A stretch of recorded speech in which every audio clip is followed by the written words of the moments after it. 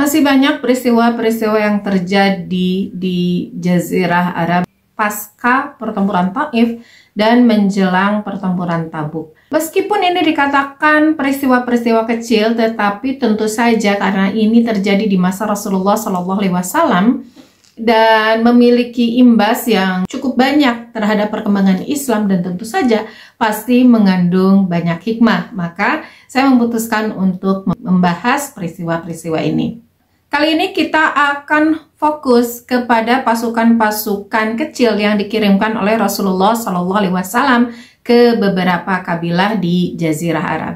Ada yang memang diutus untuk menghancurkan kemaksiatan, ada juga yang diutus untuk mengambil zakat, sebagaimana yang sebelumnya pernah kita bahas. Dan yang paling menarik perhatian saya adalah berita tentang kedatangan sahabat atau utusan dari Rasulullah SAW yang datang ke Bani Mustalik. Terjadi salah paham rupanya dalam proses ini sehingga mengharuskan Rasulullah SAW mengirimkan utusan yang kedua, yaitu Khalid bin Walid radhiyallahu anhu, untuk mengklarifikasi salah paham ini. Menarik kisah kali ini untuk dibahas dan tentu saja menarik juga bagi kita untuk mengambil hikmah dari peristiwa ini. Karena itu teman pecinta sejarah, simak video ini sampai habis ya.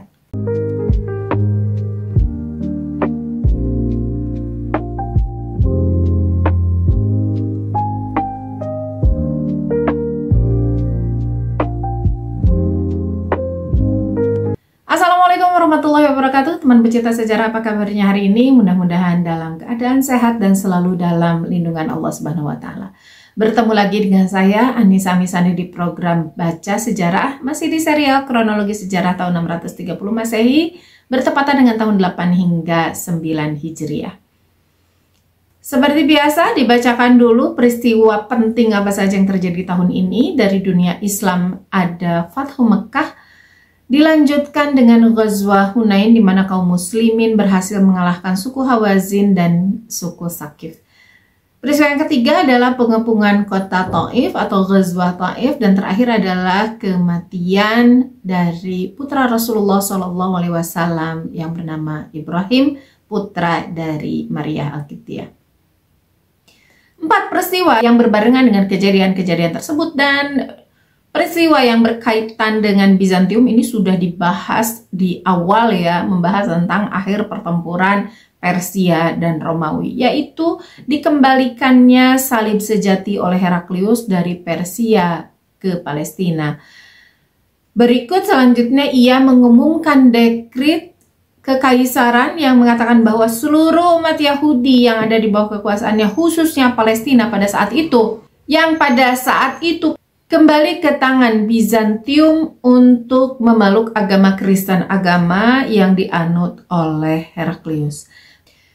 Peristiwa yang ketiga, naik tahtanya Boran atau Puran sebagai Ratu Persia. Dan terakhir, naik tahtanya Narasimhawarman I menggantikan pendahulunya Mahendrawarman I dari dinasti Pallava di India.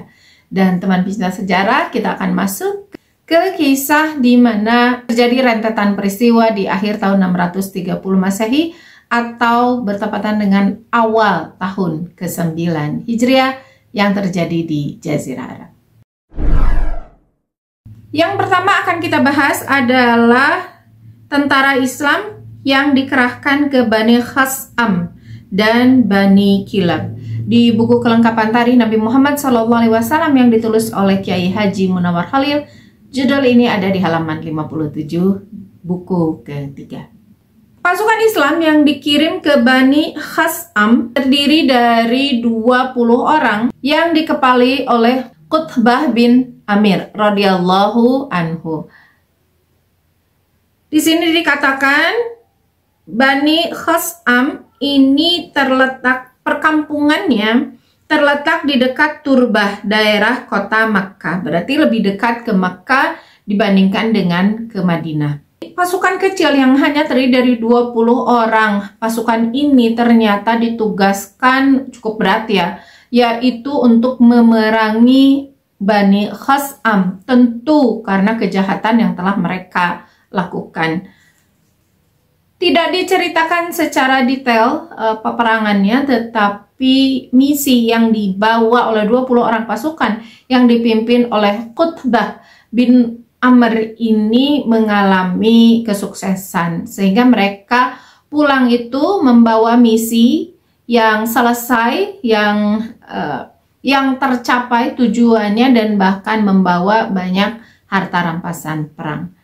Sekali lagi, tidak diceritakan detailnya, hanya dikisahkan garis besarnya itu saja, dan peristiwa ini terjadi di bulan Safar tahun ke-9 Hijriah bertepatan dengan akhir 630 Masehi.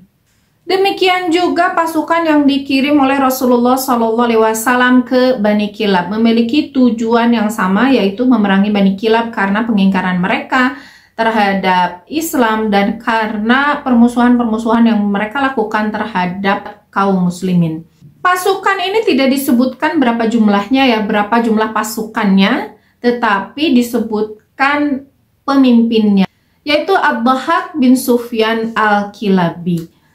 Ad-Dhahhak memimpin pasukan menuju Bani Kilab di tahun 9 Hijriah awal, tepatnya di bulan Rabiul Awal, dan ini masih di tahun 630 Masehi akhir. Meskipun pasukan Ad-Dhahhak ini mendapatkan perlawanan yang cukup sengit dari pihak musuh, namun dengan pertolongan Allah mereka berhasil memenangkan pertempuran dan kembali ke Madinah dengan mendapatkan kemenangan yang gemilang. Sementara kaum muslimin yang dikirim ketiga adalah ke daerah Jeddah.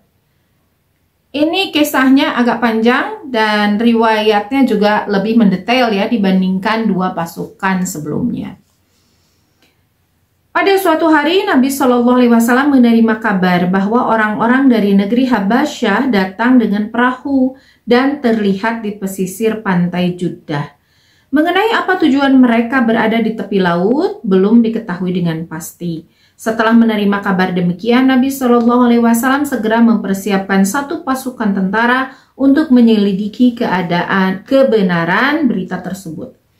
Pasukan disiapkan dengan kekuatan 300 tentara dipimpin oleh Alqamah bin Majaziz al-Mujiji, ditunjuk sebagai komandannya. Pasukan diberangkatkan oleh Nabi Shallallahu Alaihi Wasallam pada bulan Rabiul Akhir tahun ke-9 Hijriah untuk menuju tempat tersebut. Sesampainya di tempat yang dituju, pasukan tersebut lalu menyeberangi lautan dan mendarat di suatu pulau.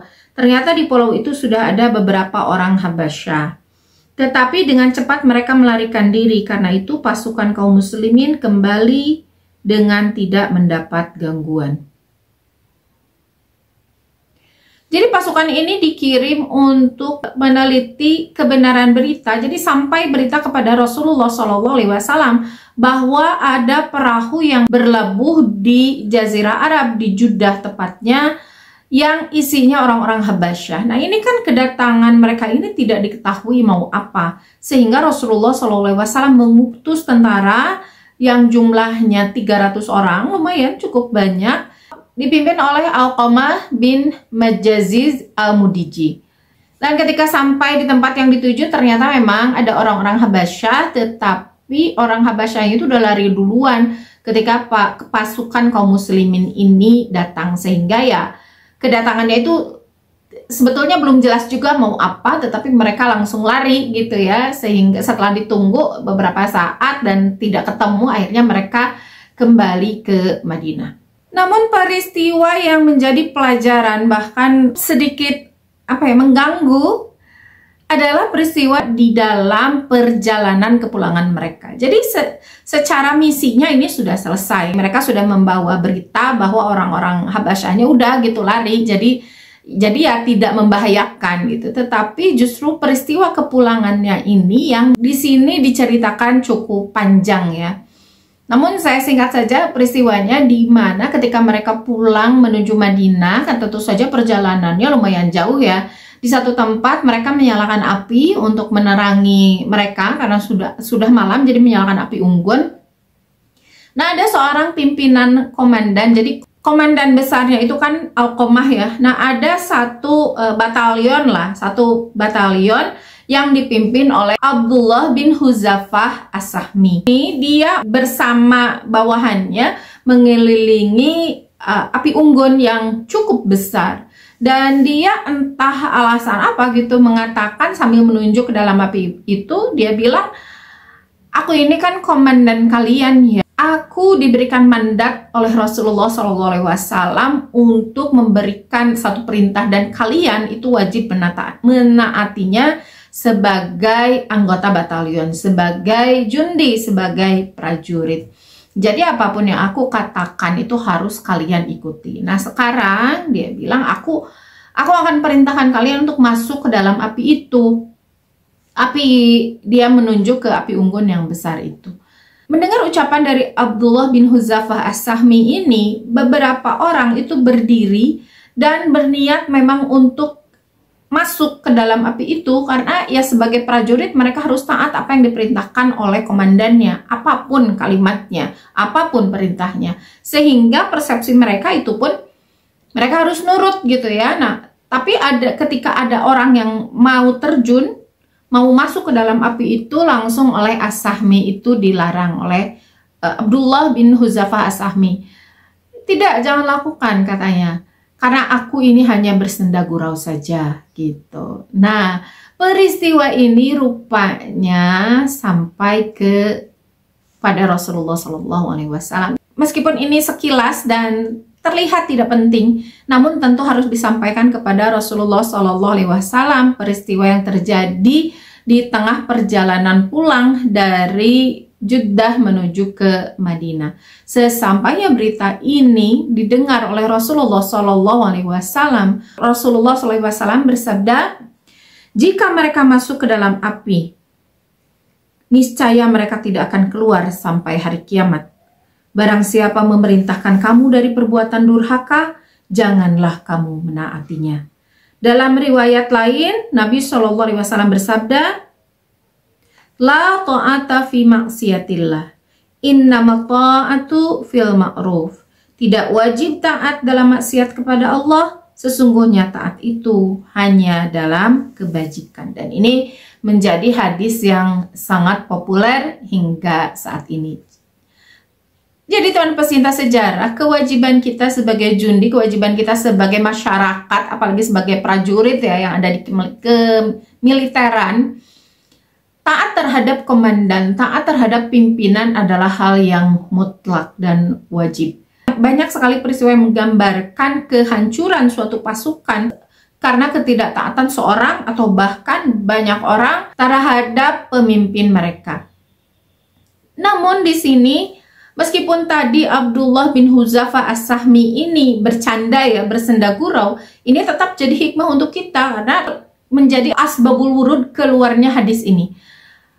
Menjadi riwayat latar belakang kisah Rasulullah SAW bersabda seperti ini, bahwa tidak ada ketaatan dalam maksiat.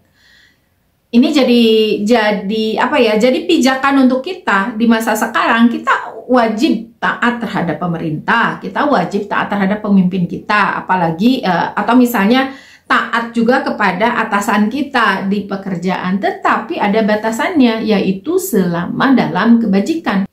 Kalau ketaatannya itu menyalahi aturan Allah, maka itu tidak wajib untuk ditaati, bahkan wajib untuk dihindari.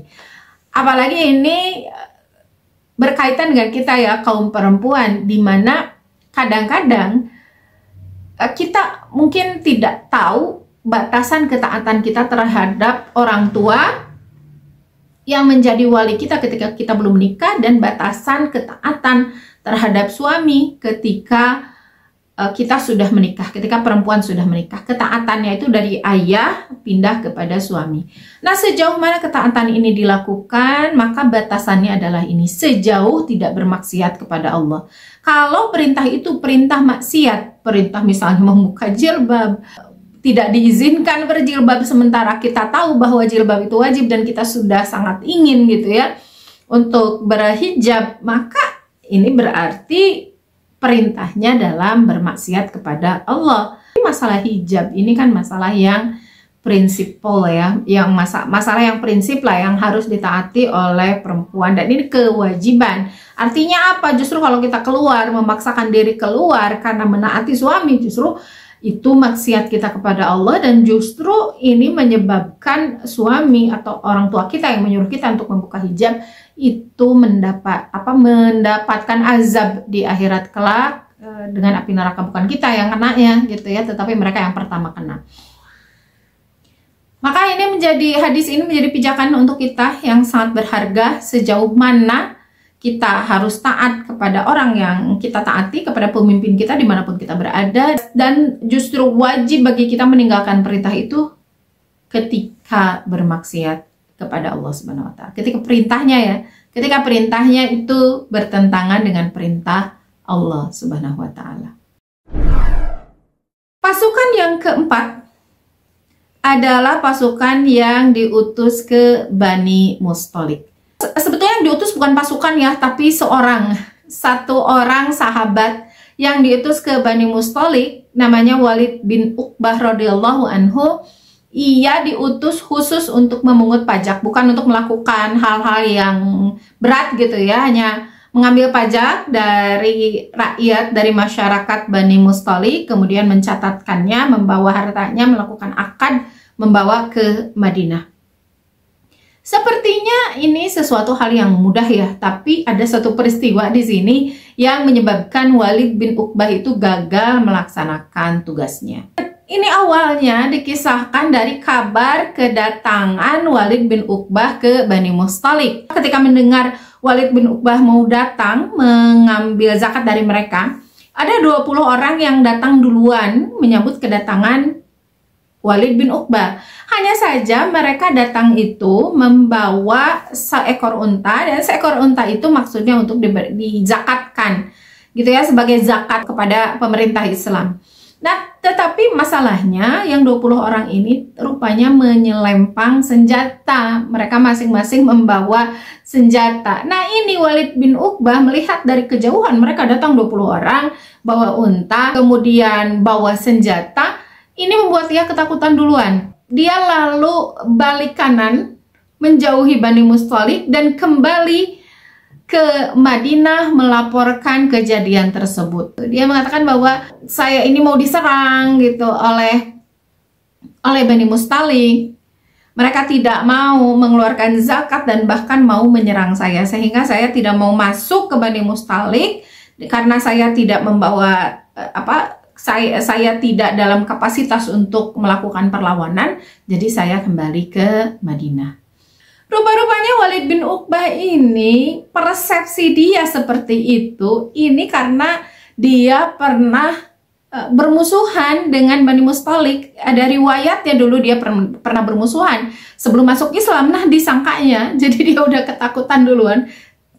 Disangkanya Bani Mustalik datang kepada dia untuk melakukan perlawanan, karena permusuhan mereka rasa-rasanya dulu belum selesai, keburu mereka masuk Islam gitu ya. Dan kalau masuk Islam kan permusuhan-permusuhan masa lalu itu menjadi bebas gitu ya, menjadi selesai tanpa diperpanjang. Nah, dia menyangka ini urusan yang masa lalu. Jadi kayaknya nih orang-orang Bani Mustalik mau menyerang saya, dan mereka kembali ke masa jahiliyah dulu untuk memperpanjang permusuhan.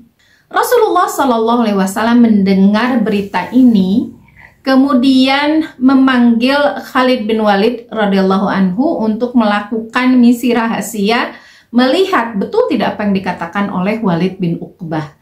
Ini bukan Walid bin Utbah ya, tapi Uqbah memakai Q, memakai huruf Q, Walid bin Uqbah. Karena ada orang tokoh Quraisy yang namanya Walid bin Utbah, itu beda lagi, itu saudaranya Hindun yang sudah terbunuh di pertempuran Badar. Ini yang kita ceritakan adalah Walid bin Uqbah.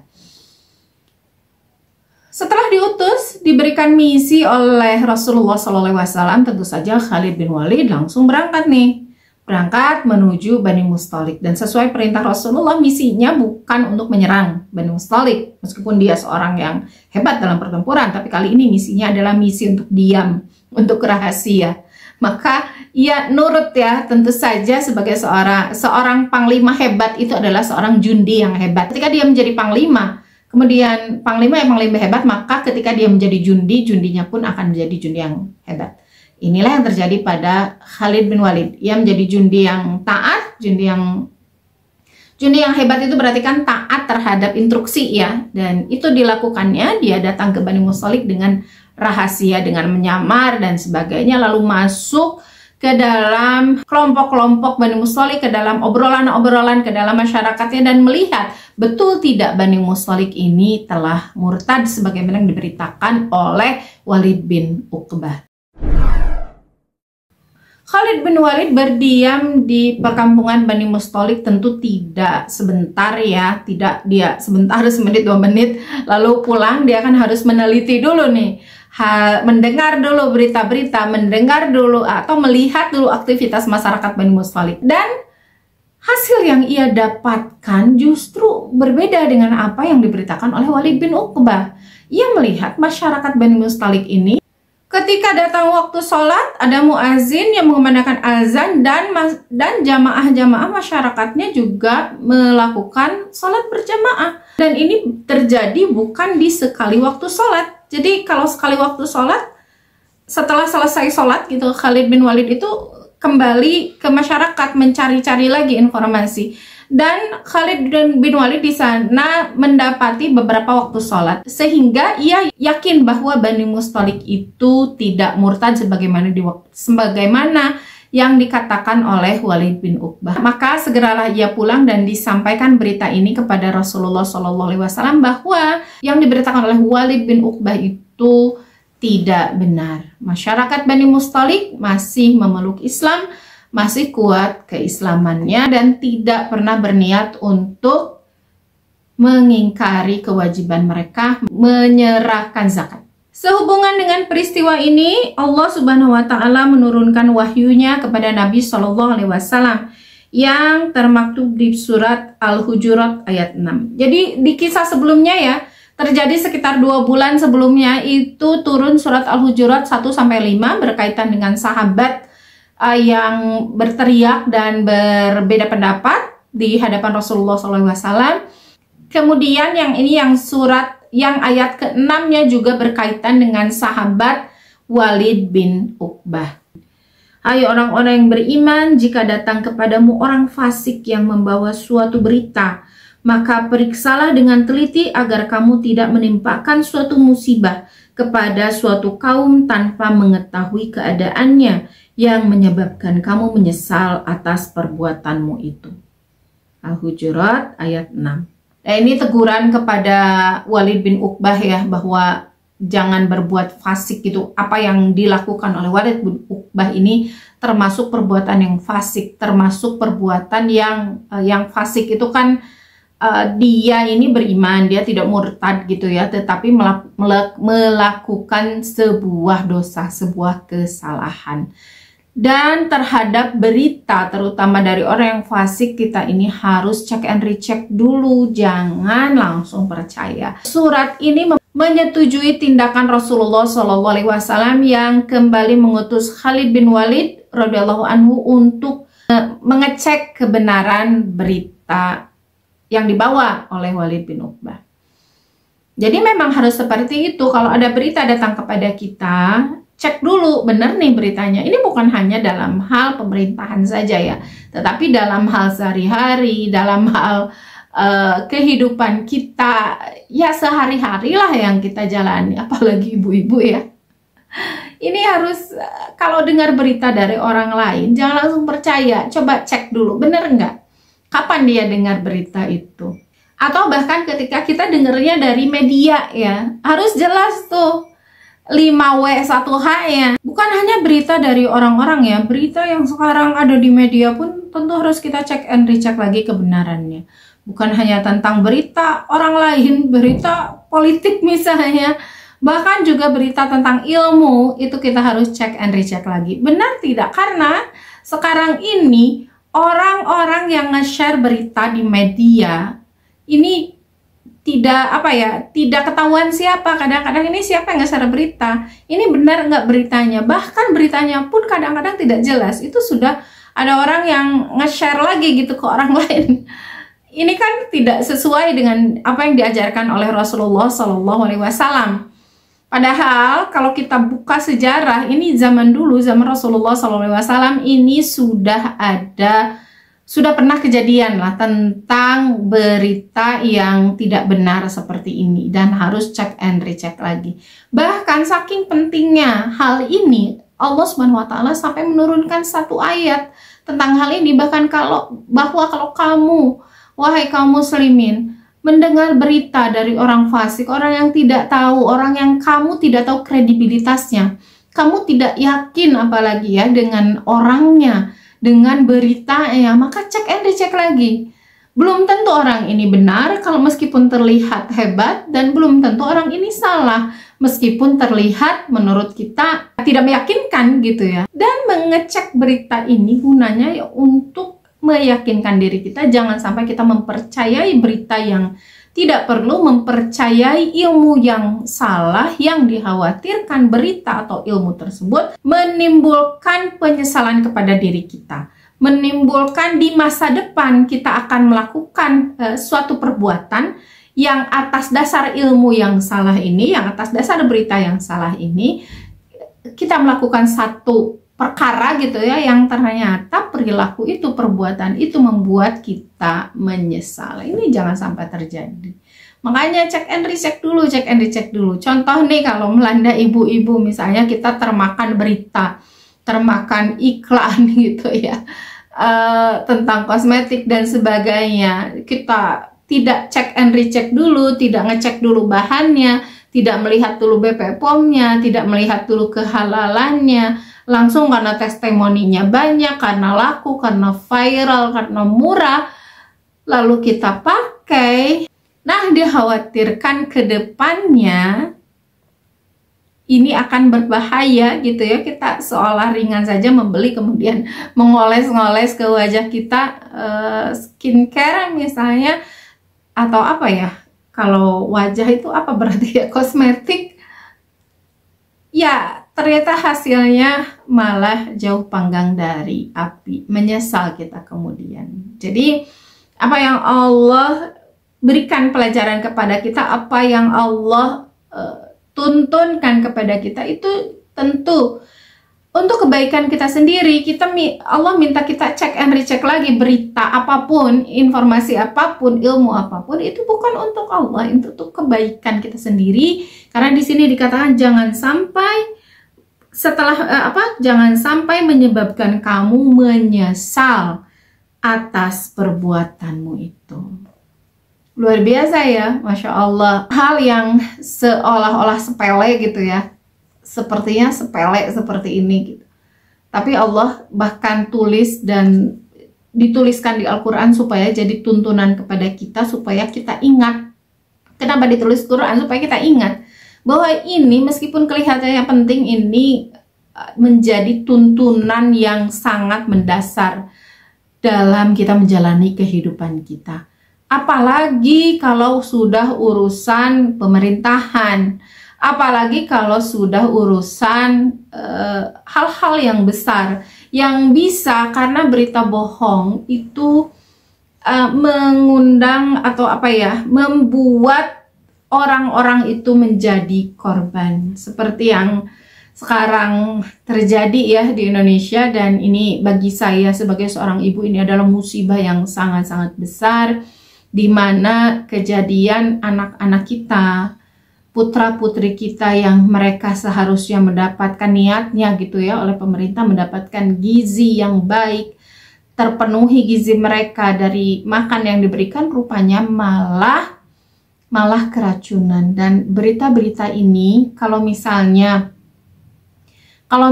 tidak dicek dan recheck, masalah jumlahnya lah, apalah, ini kan menimbulkan menimbulkan gejolak di masyarakat. Karena kalau saya lihat pemerintahnya itu kayak kurang respect gitu, malah mengatakan mengecilkan gitu, hanya karena mungkin ini berita ke atasnya itu berita yang yang diringankan, yang ditekan jumlahnya, atau bahkan diberitakan bahwa ya tidak apa-apalah, tidak ada yang meninggal, tidak ada yang gitu ya, hanya keracunan toh sembuh sehari 2 hari. seolah-olah diringankan saja gitu berita ini. Dan saya yakin ini bukan murni pemerintah memang berbuat jahat terhadap masyarakatnya ya, tetapi ada orang-orang licik yang masalahnya orang-orang liciknya itu banyak gitu ya di tengah proses niat baik ini, yang karena kejahatan mereka itu